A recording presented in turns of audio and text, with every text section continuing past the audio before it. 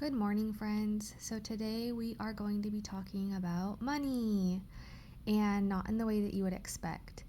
So, we are going to be reading the parable of the lost coin, and I'm going to apply it to something that happened in my real life yesterday.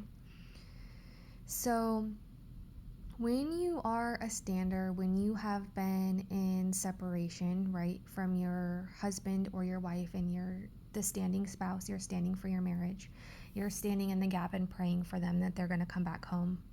Kind of like the prodigal son, right?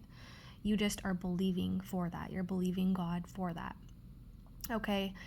And so, kind of when that happens, typically what will come along with it is also a loss of finances, a loss of friends, a loss of sometimes even people's church families. They've had to switch churches, and it's not because the standing spouse did anything wrong. It's kind of like the story of Job, right?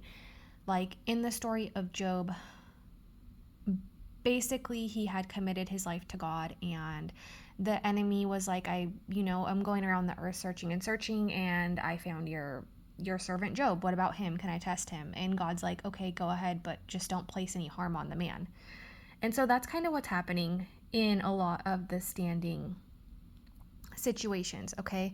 And so I personally am struggling with finances, and one of my other friends is also struggling with finances, but she felt led to send me some money on Venmo. Long story short, it ended up getting sent to the wrong person. Somebody with my exact same name, it got sent to them, and she ended up needing it, okay?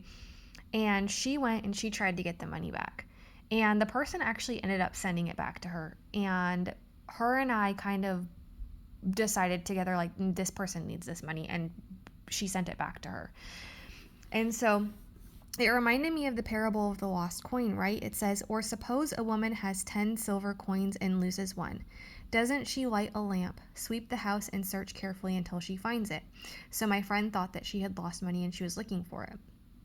And when she finds it, she calls her friends and neighbors together and says, rejoice with me, I have found my lost coin. And so she found the lost coin. In the same way, I tell you, there is rejoicing in the presence of the angels of God over one sinner who repents.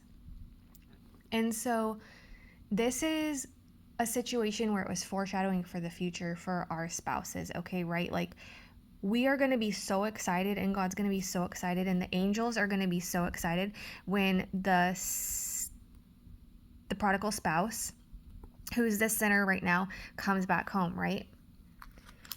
And then the other thing is, like, I wasn't upset about this situation at all. I was joyful and happy that somebody else was able to receive this money, right? And if you look in Hebrews chapter 13, verse 5, we're supposed to live like that. Keep your lives free from the love of money and be content with what you have, because God has said, never will I leave you, nor never will I forsake you. And so our love and our hope is not supposed to be put into anything but God. It's not supposed to be put into money. So that's my message for today. Love you, friends. And also, side note, I don't know where these came from, but somebody gave these to me in some teacher donation stuff that they gave me. And I love these little Bible tabs. Like, these are so awesome. They're for highlighting, but they match up with the highlighting color, and I just love them. The teacher in me loves these. So I just wanted to share. Love you, friends. Bye.